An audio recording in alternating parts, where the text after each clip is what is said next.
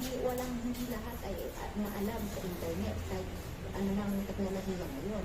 Kaya nga po nandiyan ang barangay para mapagtanungan. Yes, tama. Mapagtanungan kung ano yung mga kailangan. For sure, may mga naka-assign na officer. Exactly, meron. Tapos ipapasa na lang kayo. Diba?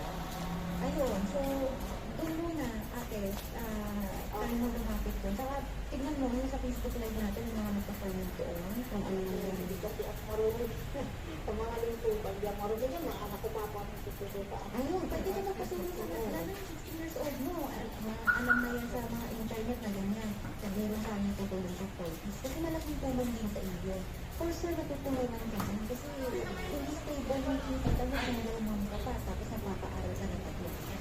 Talagang kabilang ka doon sa mga kailangan ng bigyan ng sustento. Okay? Matanong ko lang mga iba, kumusta kayo na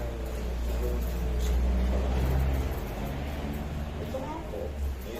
yun lang ba yung pinaka-nagiging problema? O kumusta itong pagsasama niyo, komunikasyon niyo ng inyong mga anak? Ako naman po, alam mo na kung ano yung alam ko talaga. Tapos talaga ako sa pag-tapos ko mga kanila. Pero ako na, Umuutak sa bahay. Tayo, nadalo na ko naman. Ano, pag hindi na kayo, na kayo, magsalita,